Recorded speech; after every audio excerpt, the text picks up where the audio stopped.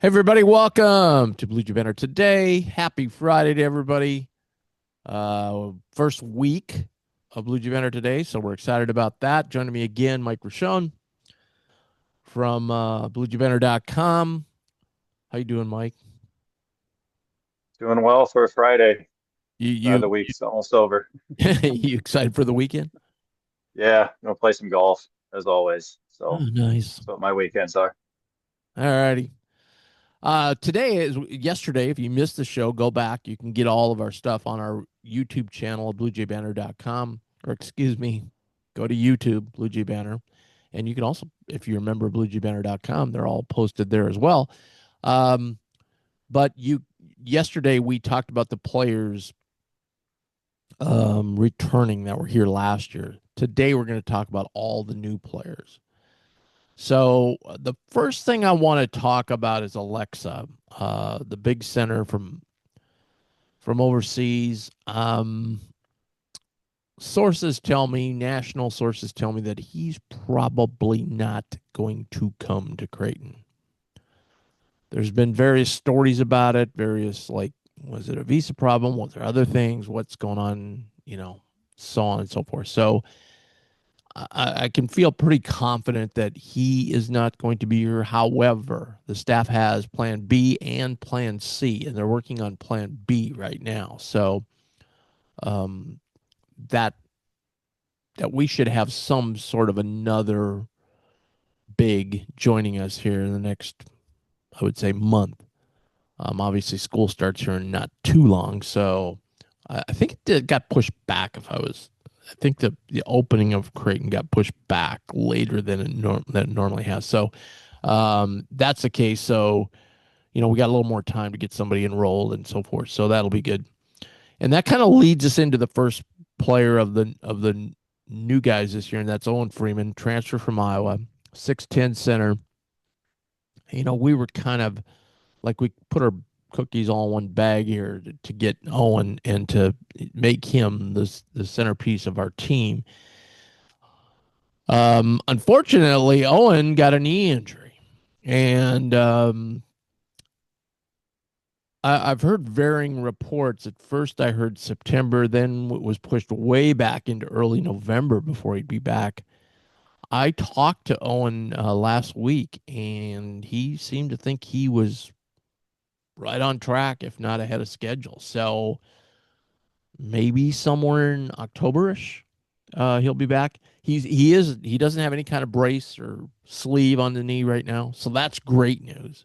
He went the day I was there with Jeremy Anderson, the strength and conditioning coach at Creighton for the basketball team.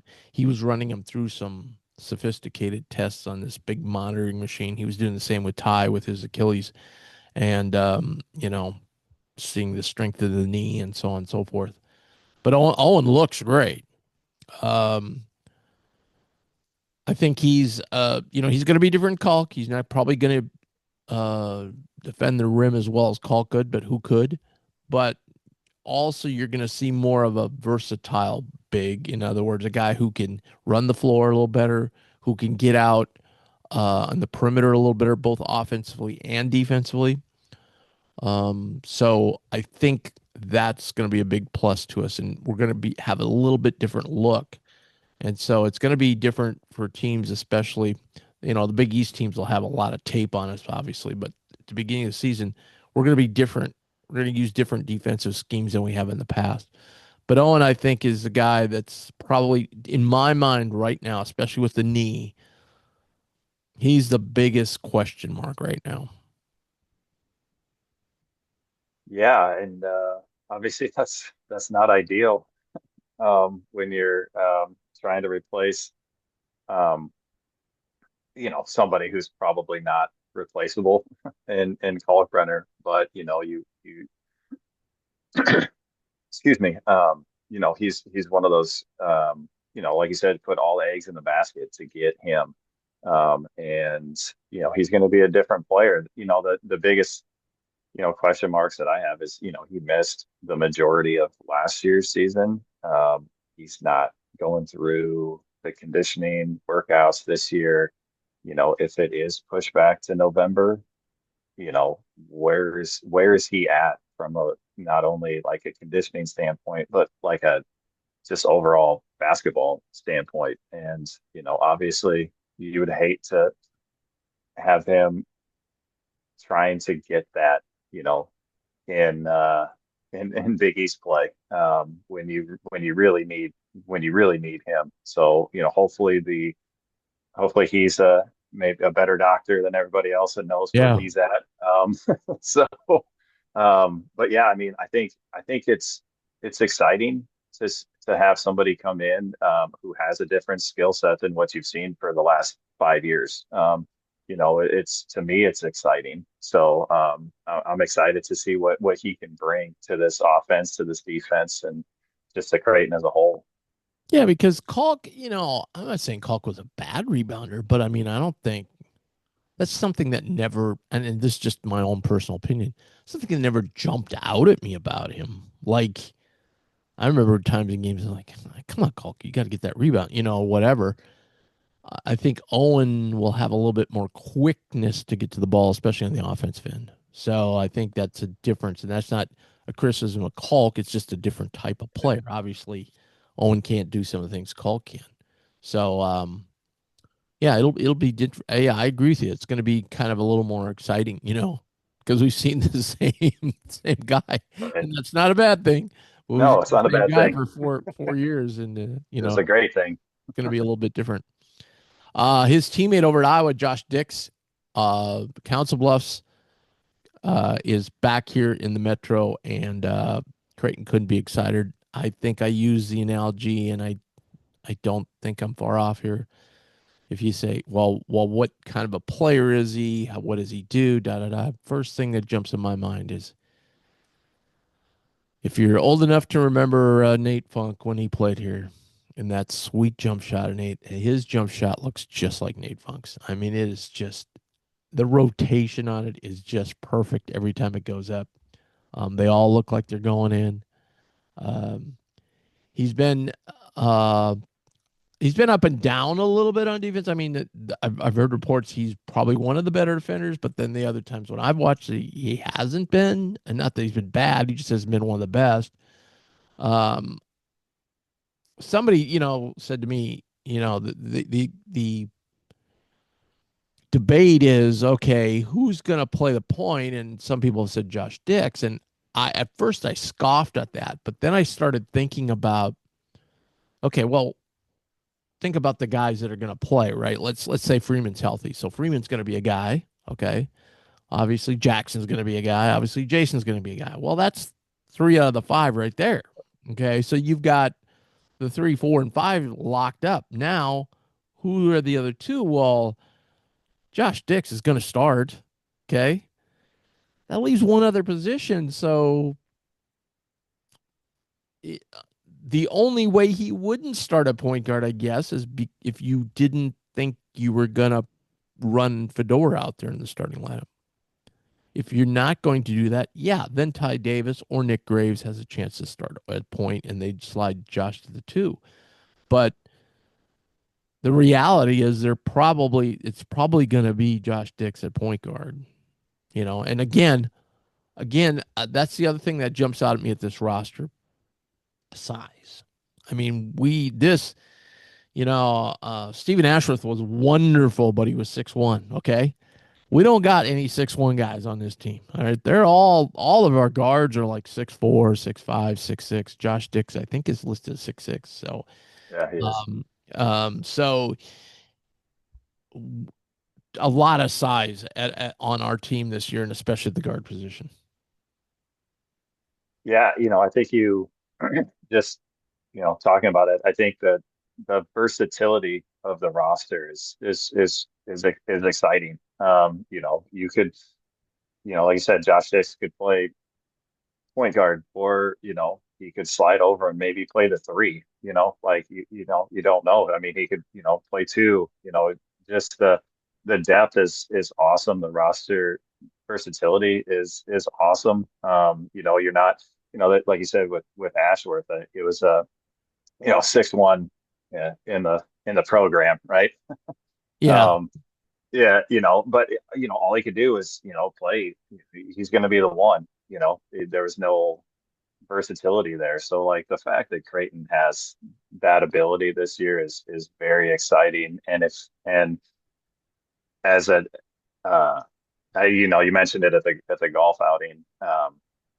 If he has a jump shot like Nate Funk, that was my guy. That was my favorite Creighton player. So if it's like that, I'm really, really excited. Yeah, the last practice I was to, also, I should mention they had a scout team of Alec Peters, who was a phenomenal player at Valpo, and then now he's one of the top European players. And he married a gal from Omaha, so he was in town, so he was on the team. Because first thing I went, who the hell is this guy? I mean, oh my god, he's like 6'8", and just dominating out there, inside and out. Um, but he, with his size, he was defending Josh at one point on the wing, and Josh rose up right in front of me. I mean, 25 feet, nothing but net. I was like, whoa, that's pretty impressive. Yeah. So yeah, he's versatile, and I think he's a guy because he's so big, he can get to the hole too. But yeah, I mean, he was probably, if you remember back when the portal opened up, he was one of the top guys in the portal for us to grab him, and that's why we got a high ranking as far as the portal went last year. So he's very highly thought of. Next guy up is Liam McChesney. He's a transfer from High Point, came over with Coach Huss. Project, I would say. Even though he's a junior, he's got to put a lot of weight on. He's 6'10".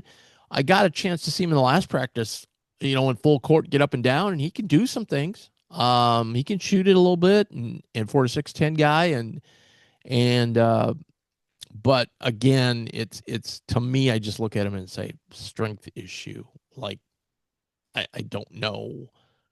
He's gone through a lot of medical things in his career too, so I think they're kind of hoping those are behind him and he can grow into the role.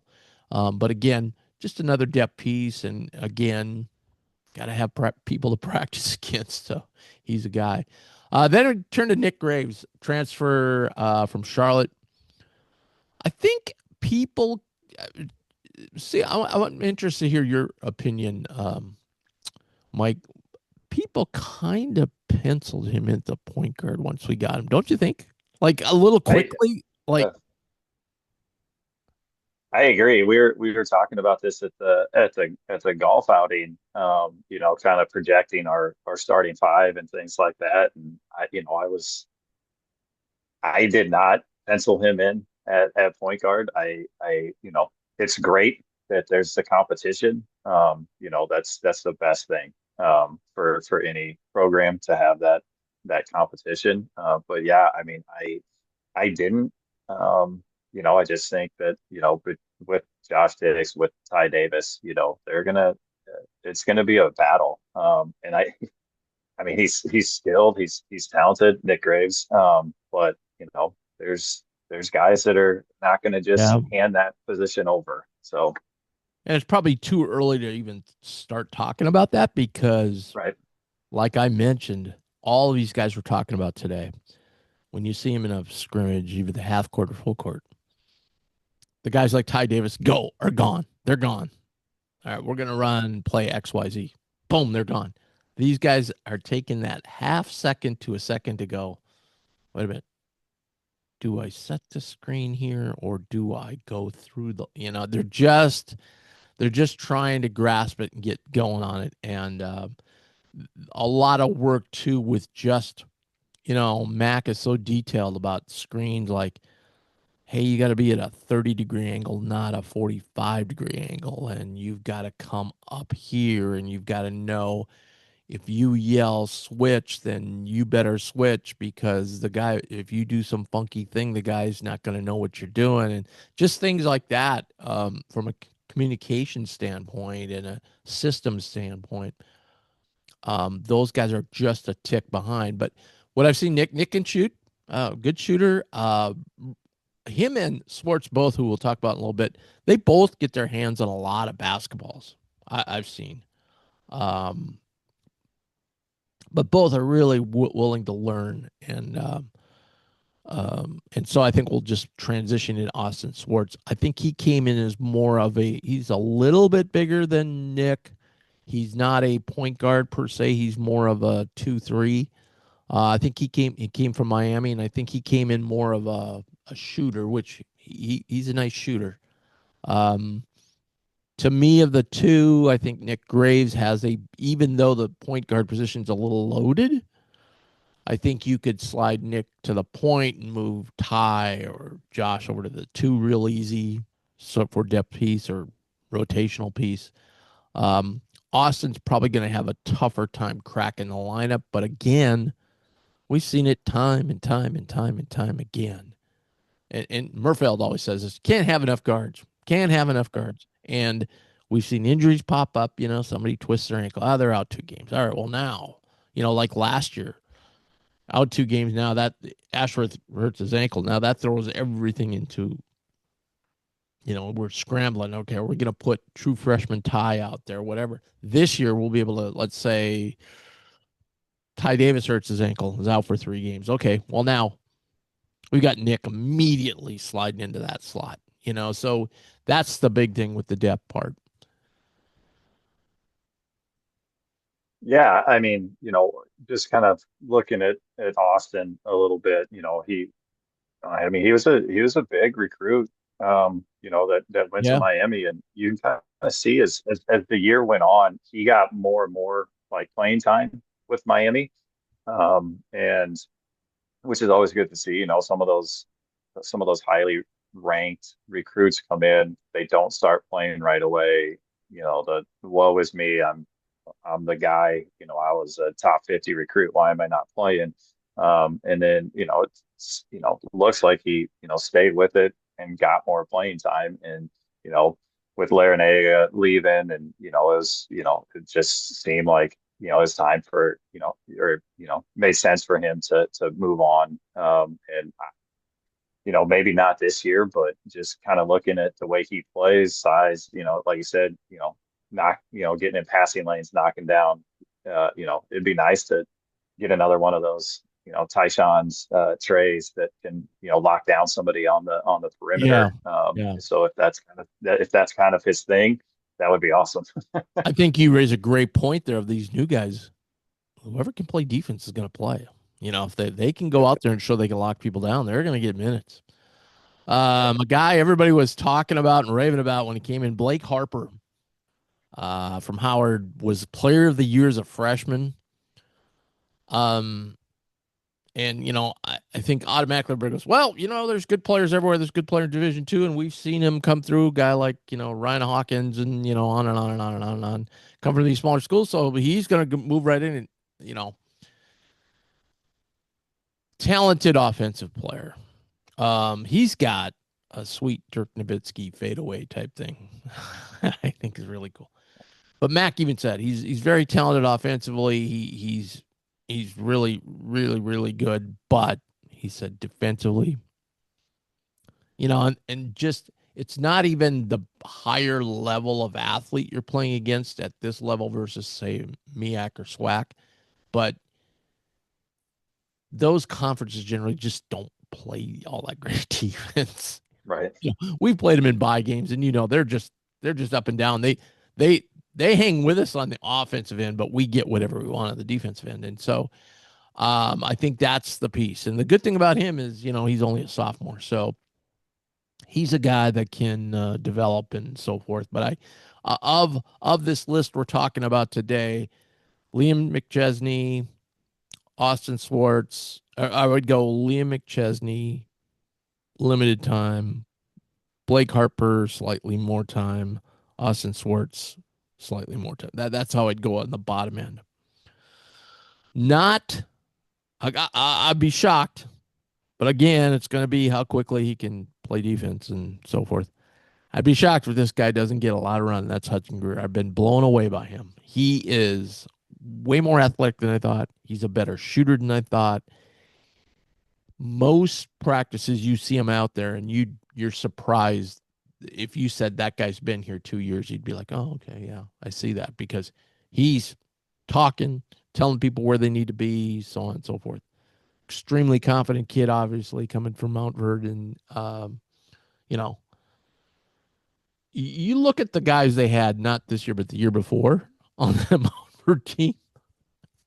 That's why I kept telling everybody on BlueJayBanner.com on our message board, and they were all kind of disagreeing. Wow, he's going to say, I'm like, I watched him play on ESPN and he didn't really seem, well, when you've got three All American, as freshmen, first or second or third team All Americans on your high school prep team. I mean, yeah, you're probably not going to look like a superstar out there. Okay. Um, he is really talented, man. I'm telling you. And the great thing about him is you look at his lower body and it's bigger than say Jackson's. I mean, he's got a good base underneath him. There was one play at one practice I was at. He went up and Josh Dix was going in for a lip, and he went up and blocked it like it was like a Kalkbrenner type deal. And I'm like, holy cow! Explosion.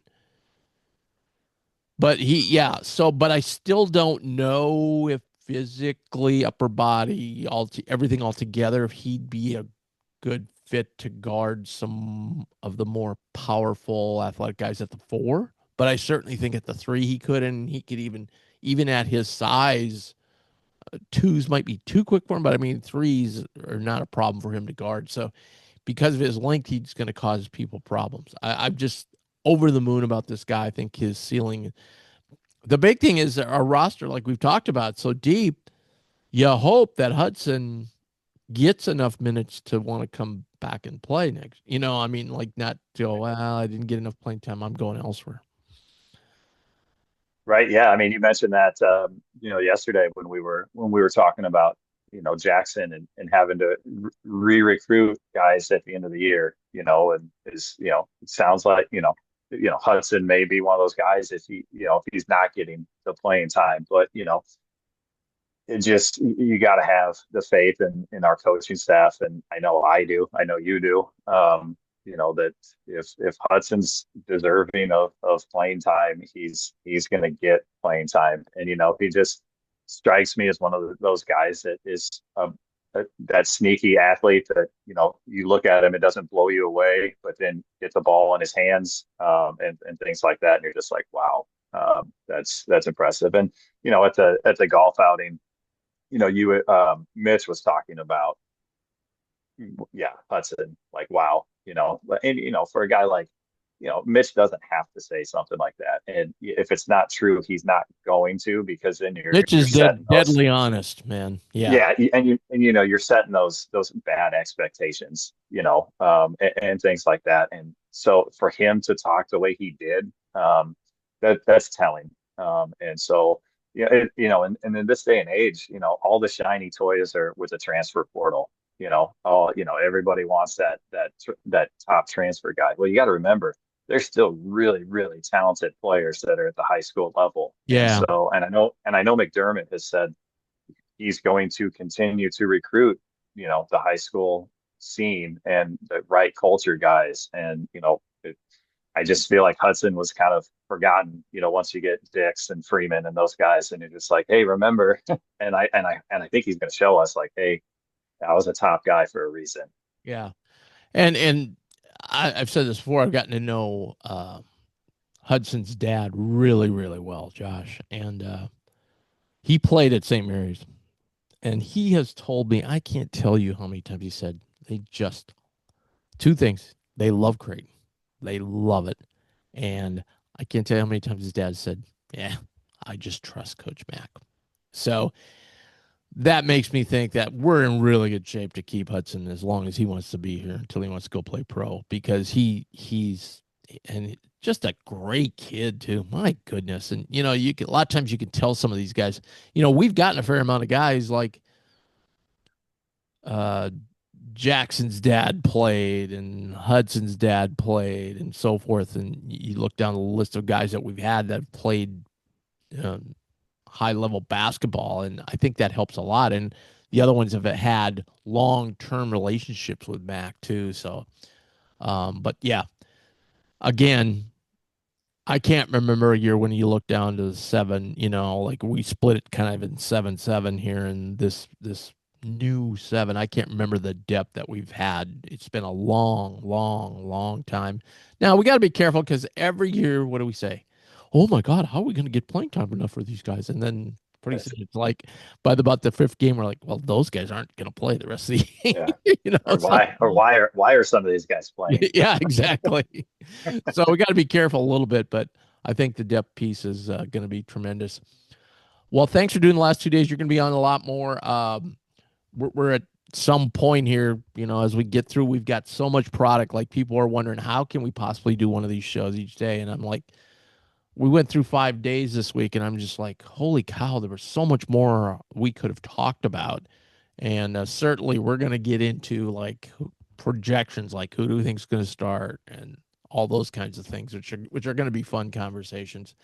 And then, again, the volleyball team, again, like we talked about earlier in the week, my goodness, what a schedule they're playing. I think they saw a poll come out and just the other day, and we're going to play number one, number two, number four, and number seven in the first couple of weeks. So it's Baptism by fire for the new pretty coach. daunting. Like, think about that. That was basketball. Like, what would we'd be Right. going crazy. So, all right. Thanks, everybody. You have a wonderful weekend. Like I said, I'm gonna be out and about next week on vacation. So I'm gonna be out in the Northwest and on some islands out there west of Seattle. So I don't know about like internet and all that kind of thing. I've got some things we're gonna put in the hopper that we're gonna give you. Next week we'll probably go Monday through Thursday, and then but we'll try and do a couple shows live out there. And then the other thing we just want to talk about Infusion again. Thanks so much for them being a sponsor. They've got some of their new beer product starting to brew now. They're starting to make all of their fabulous pumpkin beers and some of their fall beers. So check them out. That's Infusion Brewing. Go to infusionbrewing.com and you'll see everything you need to see about their times of their tasting rooms, their beers they have. They have a whole list. They talk in depth about them. So check it all out. For Mike, I'm Tim. Thanks so much, guys. We'll see you next week.